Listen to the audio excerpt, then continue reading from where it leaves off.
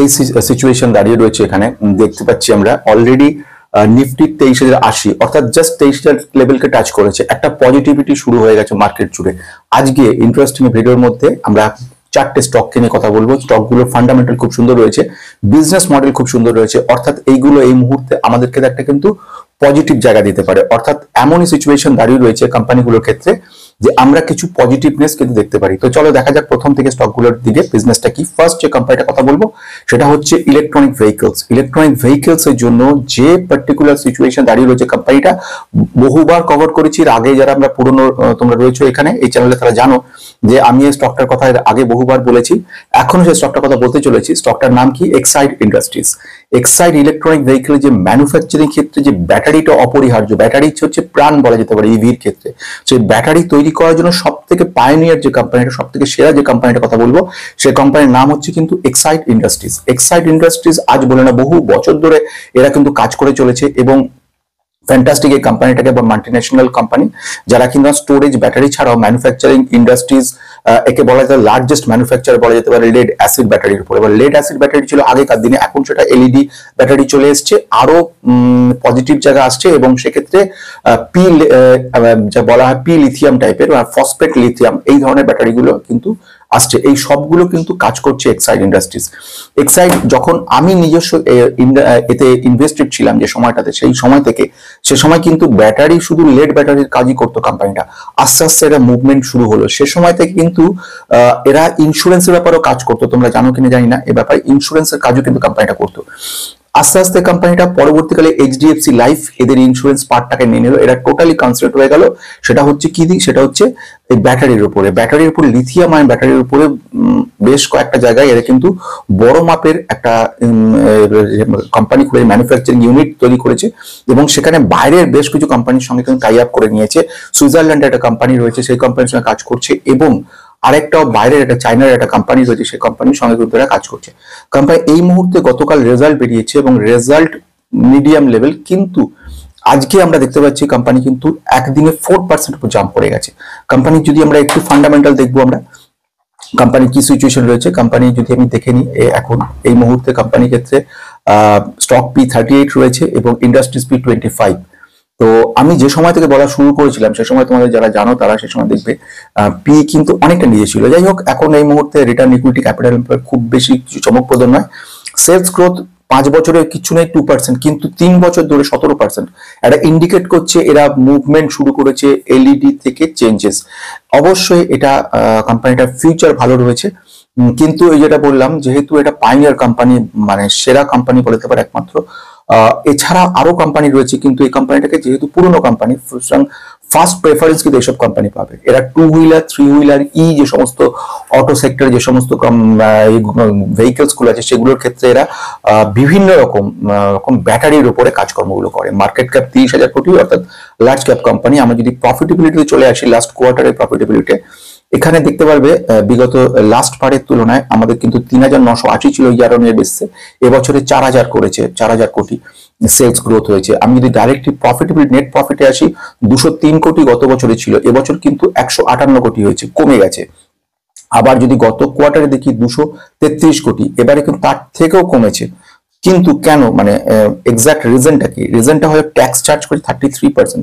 ট্যাক্সটা এখানে কিন্তু প্রচুর পরিমাণে চার্জ করা হয়েছে। এইটা কিন্তু একটা বড় ডিফারেন্স তৈরি করে দিচ্ছে এবং ডেপ্রিসিয়েশন কস্টটা কিন্তু প্রচুর ধরছে। এই ডেপ্রিসিয়েশন কস্ট বা এই ধরনের কস্টগুলো কিন্তু কোম্পানির উপর ডিপেন্ড করে। কোম্পানি ইচ্ছা করলে বেশি পরিমাণে ডেপ্রিসিয়েশন রাখতে পারে, এগুলো ওয়্যার অ্যান্ড টিয়ারের উপর ডিপেন্ড করে। এর পরিমাণ বেশি হয়ে গেলে প্রফিটেবিলিটিতে একটা প্রবলেম তৈরি হয়।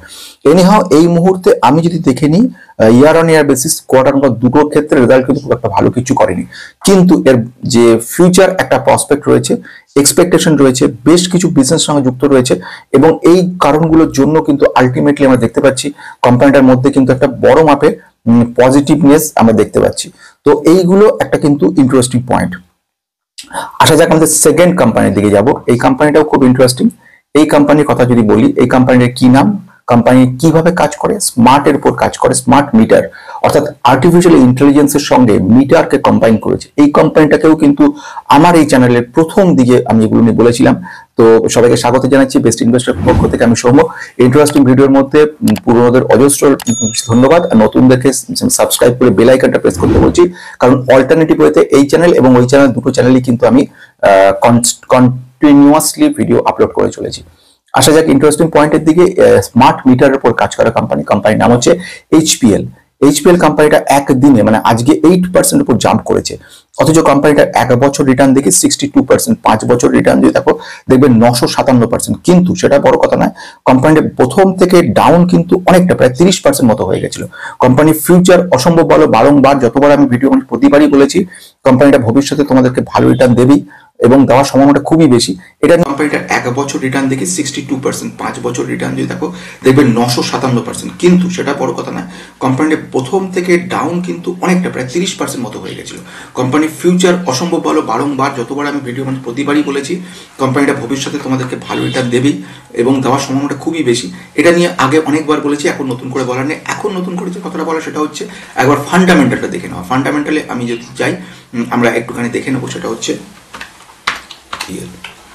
এইচ কোম্পানির নাম কি, HPL share, HPL electric and power limited. এই কোম্পানিটা স্মল ক্যাপ কোম্পানি, 2992, 3000 কোটির কম, পি রয়েছে 46 আর ইন্ডাস্ট্রিজ পিছে 48, মানে এখনো কিন্তু একটা জায়গা রয়েছে। রিটার্ন ইকুইটি, রিটার্ন ক্যাপিটাল খুব একটা ভালো নয়, ঋণের পরিমাণ খুব কম রয়েছে। বিগত 3 বছরের সেলস গ্রোথ দেখো 18%-এর উপর রয়েছে। কোম্পানির পিইজি কিন্তু হাই রয়েছে, কারণ গ্রোথ তুলনামূলকভাবে কম।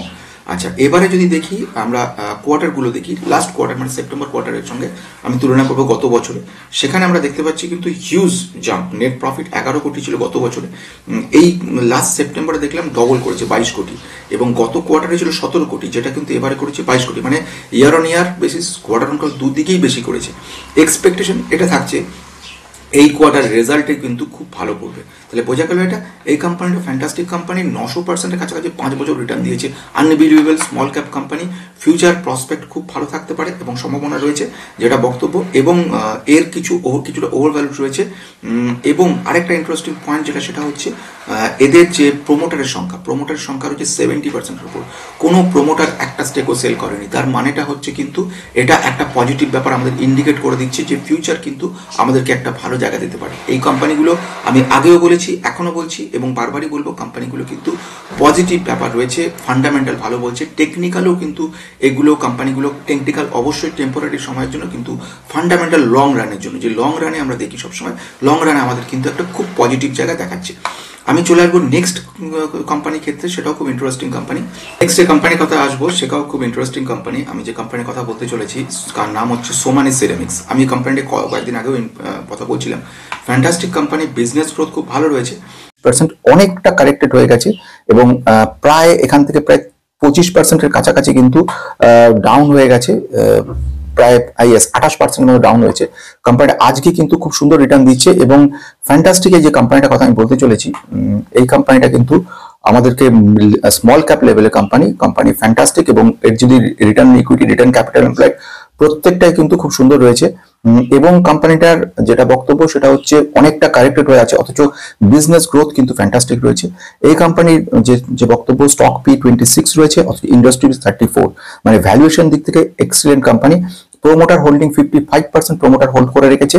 এবং আরেকটা ইন্টারেস্টিং পয়েন্ট সেটা হচ্ছে স্টকটা কিন্তু ঋণের পরিমাণ খুব কম, 0.50, এবং ঋণ ডেট টু ইকুইটি রেশিও বলতে কি বোঝায়, রিটার্ন ইকুইটি কি, ক্যাপিটাল এমপ্লয়েড কি, ভ্যালুয়েশন কি, কিভাবে চেক করবো, সমস্তগুলো কিন্তু পেন ড্রাইভে দেখতে পারো। সেখানে আমি সবকিছু বলেছি। ইমিডিয়েটলি আমার এই চ্যানেলে যে মেম্বারশিপ তোমরা যারা নিয়েছিলে সেগুলো বন্ধ থাকার কারণে সেগুলো আমি দেখাতে পারছি না, বা সেই জিনিসগুলো দেখে যে শিখতে পারবে সেই জায়গাটা বন্ধ করে দিয়েছে। ফলে এই সিচুয়েশনে পেন ড্রাইভ মোটামুটি 1600 টাকা দাম রেখেছি, তোমরা নিয়ে পেন ড্রাইভ দেখতে পারো। সেইগুলোতে অফলাইনেও তোমরা কিন্তু দেখতে পারবে ভ্যালুয়েশন ব্যাপারটা কি, প্রিলিমিনারি যারা রয়েছে, যারা বিগিনার রয়েছে কিংবা যারা জাস্ট স্টার্ট করেছো তাদের জন্য ফ্যান্টাস্টিক হবে, মানে একটা ওভারভিউ তৈরি করতে হবে। ইনফ্যাক্ট যারা কিছুদিন অভিজ্ঞ তাদেরও ফান্ডামেন্টাল জানানি, তাদের ক্ষেত্রেও কিছুটা সুবিধা করবি। আমি চলে আসছি কোয়ার্টারলি প্রফিটে, কারণ ডাইরেক্ট চলে আসছে প্রফিটেবিলিটিতে। নেট প্রফিট কিন্তু গত বছরে 30 কোটি যেটা ছিল, এবারে কিন্তু 17 কোটি হয়েছে। গত কোয়ার্টারে ছিল 12 কোটি, মানে কোয়ার্টারের অন কোয়ার্টার দেখলে কিন্তু কোম্পানিটা ভালো রিটার্ন দিচ্ছে, অথচ ইয়ার অন ইয়ার বেসিসে অনেকটা কম, অর্ধেকের মতো, অর্ধেকের থেকেও কমে গেছে। সেই কারণের জন্য কিন্তু তার একটা ইম্প্যাক্ট আমরা দেখতে পেয়েছিলাম। যে বিগত 6 মাসের মধ্যে আমাদের রিটার্নটা কিন্তু অনেকটা ডাউন করে দিয়েছে।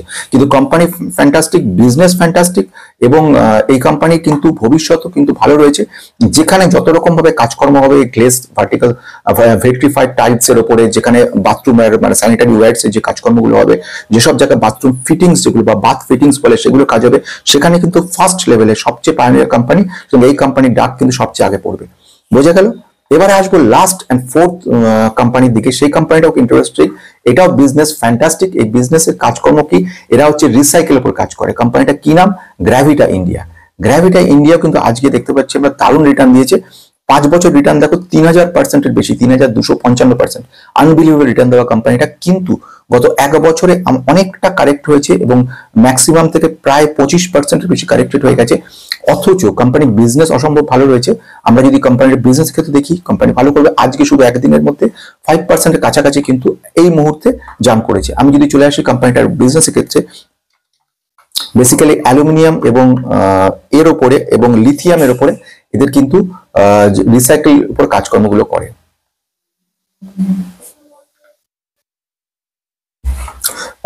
মিড ক্যাপ লেভেলের কোম্পানি, 14,800 কোটির কোম্পানির পি রয়েছে 51, ইন্ডাস্ট্রিজ পি 34 রয়েছে, কিছুটা বেশি রয়েছে। এবং এই সিচুয়েশনে প্রোমোটার হোল্ডিং কিন্তু 59% রয়েছে। ডেট টু ইকুইটি রেশিও খুব কম, সামান্য 0.60 রয়েছে। সেলস গ্রোথ 3 বছরে ভালো, এমনকি 5 বছরও ফ্যান্টাস্টিক। মানে প্রথম থেকেই কোম্পানিটা কিন্তু খুব ভালো মাত্রায় সেলস গ্রোথ দেখিয়ে আসছে। কোয়ার্টারলি প্রফিটেবিলিটি যাই, সেখানে দেখবো আমরা লাস্ট গত বছরে ছিল 61 কোটি, সেটা এবছরে হচ্ছে 78 কোটি, মানে একটা বড় মাপের কিন্তু পজিটিভ দেখিয়েছে। এবং যদি আমরা কোয়ার্টার অন কোয়ার্টার দেখি, সেখানেও দেখতে পাচ্ছি আমরা পজিটিভিটি 72 কোটি থেকে 78 কোটিতে এসেছে। ফলে এইগুলো সবই কিন্তু আমাদেরকে একটা পজিটিভ দিক দেখাচ্ছে যে আগামী দিনে কোম্পানিটা আরো ভালো করবে। এই কোম্পানি যদি বিজনেস মডেলটা দেখে নেওয়া যায়, এটা 92 সালে তৈরি হওয়া কোম্পানি। এই কোম্পানির lead recycle, battery, aluminium recycle, plastic recycle এবং আরো বিভিন্ন ব্যাপারে কাজ করে। বেসিক্যালি রিসাইক্লিং বলতে ব্যাটারি যেগুলো রয়েছে, বিশেষ করে আমাদের ইলেকট্রনিক ভেহিকলস এর লাগে যে লিথিয়াম আয়ন ব্যাটারিগুলো, সেগুলোর প্রত্যেকটা পার্টসকে আলাদা করে ওগুলোকে মডার্নাইজ করে আবার জুড়ে দিয়ে ওরা কিন্তু বিভিন্ন বড় বড় অর্গানাইজেশনকে এটা দিয়ে দেয়। ফলে এই জন্য কোম্পানি কিন্তু ফ্যান্টাস্টিক। কোম্পানি লেডের উপর 88% কাজ করছে, যেটা বলছি, অ্যালুমিনিয়ামের উপর কাজ করছে 8%, প্লাস্টিক প্রোডাক্টে 3% মতো মোটামুটি কাজ করছে। ইন্ডিয়াতে 62% বিজনেস করছে এবং ওভারসিজে 38%। ফলে এইগুলো বিদেশের অ্যাজিটেশনের জন্য কোনো মতে এফেক্ট হবে না। এক্সপোর্টের পরিমাণ তুলনামূলকভাবে কম। বাইরের দেশগুলোর মধ্যে কিন্তু বাইরে প্রচুর জায়গায় ম্যানুফ্যাকচারিং ইন্ডাস্ট্রিজ রয়েছে, যেটা ইন্ডিয়াতেও রয়েছে, ইন্ডিয়ার বাইরেও ম্যানুফ্যাকচারিং ইন্ডাস্ট্রিজ রয়েছে। সেনেগাল, ঘানা বা মোজাম্বিক, তানজানিয়া বা টোগো, এইসব জায়গাতেও এদের রয়েছে। এদের বেসিক্যালি বেশ বড় বড় কোম্পানিগুলোর সঙ্গে টাই আপ করে রেখেছে। অনেক বড় বড় ক্লায়েন্ট রয়েছে, কাস্টমার রয়েছে বড় লেভেলের। এশিয়া, মিডল ইস্ট, ইউরোপ এবং আমেরিকাতে অনেক বড় বড় ক্লায়েন্ট রয়েছে। অর্ডার বুকও প্রচুর রয়েছে। এই মুহূর্তে 60,000 এর বেশি মেগা টনের উপর প্রোডাকশন করার টার্গেট রয়েছে। ক্যাপিটাল এক্সপেন্ডিচার করে চলেছে। আমার মতে এই কোম্পানিও কিন্তু ভবিষ্যতে তোমাকে একটা বড় জায়গা দেখাতে পারে। আজকে তোমাদের কেমন লাগলো? কারোর কাছে কোম্পানির একটিও রয়েছে কিনা, আমি যখন বলেছিলাম তখন কেউ কিনেছিল কিনা, সব জানাবে। আজকে শেষ করছি।